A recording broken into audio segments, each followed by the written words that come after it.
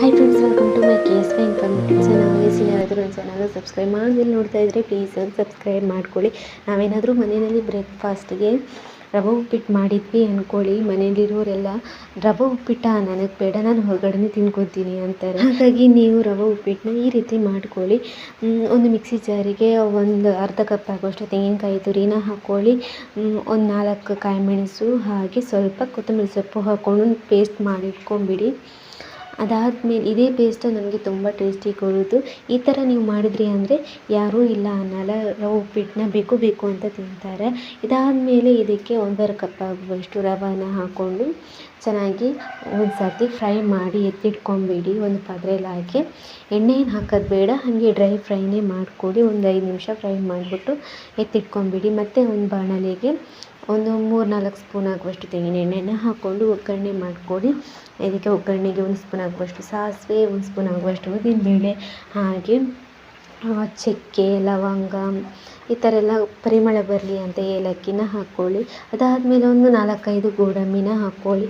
ಅದಾದಮೇಲೆ ಒಂದು ದೊಡ್ಡ ಗಾತ್ರದ ಈರುಳ್ಳಿನ ಸಣ್ಣದಾಗಿ ಹೆಚ್ಚಿಬಿಟ್ಟು ಹಾಕ್ಕೊಳ್ಳಿ. ಚೆನ್ನಾಗಿ ಫ್ರೈ ಮಾಡಿ. ಅದಾದಮೇಲೆ ಕರಿಬೇವನ್ನ ಸ್ವಲ್ಪ ಹಾಕ್ಕೊಳ್ಳಿ, ಅದನ್ನು ಚೆನ್ನಾಗಿ ಫ್ರೈ ಮಾಡಿ.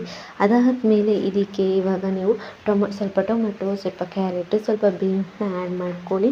ಅದನ್ನು ಹಾಕ್ಕೊಂಡು ಚೆನ್ನಾಗಿ ಫ್ರೈ ಮಾಡ್ಕೊಳ್ಳಿ. ಒಂದು ಅರ್ಧ ಟೀ ಸ್ಪೂನ್ ಆಗುವಷ್ಟು ಅರಿಶಿನ ಹಾಕ್ಕೊಳ್ಳಿ, ಯಾಕಂದರೆ ಕಲರ್ ಚೆನ್ನಾಗಿ ಬರುತ್ತೆ ಅಂತ. ಎಲ್ಲನೂ ಚೆನ್ನಾಗಿ ಎಣ್ಣೆಯಲ್ಲಿ ಚೆನ್ನಾಗಿ ಫ್ರೈ ಮಾಡ್ಕೊಳ್ಳಿ.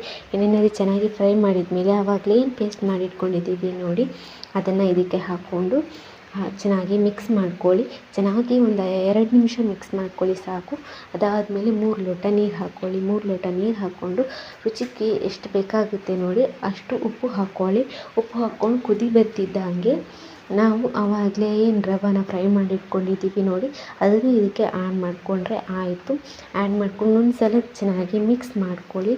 ಚೆನ್ನಾಗಿ ಮಿಕ್ಸ್ ಮಾಡಿಕೊಂಡು ಒಂದು ಅರ್ಧ ನಿಂಬೆ ಹಣ್ಣಿನ ರಸನ ಹಿಂಡ್ಕೊಂಡು ಅದನ್ನು ಇವಾಗ ಮುಚ್ಚಿಬಿಟ್ಟು ಒಂದು 5 ನಿಮಿಷ ಹಾಗೆ ಬೇಯಿಸ್ಕೊಳ್ಳಿ. ಅದಾದಮೇಲೆ ನೀರೆಲ್ಲ ಡ್ರೈ ಆಗ್ತಾ ಇರುತ್ತೆ.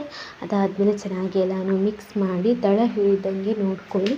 ಎಲ್ಲನೂ ಚೆನ್ನಾಗಿ ಮಿಕ್ಸ್ ಮಾಡ್ಕೊಂಡು ನೀರೆಲ್ಲ ಕಮ್ಮಿ ಆಗಬೇಕು, ಅಲ್ಲಿವರೆಗೂ ಚೆನ್ನಾಗಿ ಮಿಕ್ಸ್ ಮಾಡಿದ್ರಿ ಅಂದರೆ ರುಚಿಯಾಗಿರುವಂತಹ ರವೆ ಉಪ್ಪಿಟ್ಟು ರೆಡಿ. ಈ ಥರ ಮಾಡಿಕೊಟ್ರೆ ಯಾರಿಲ್ಲ ಅಂತಾರೆ.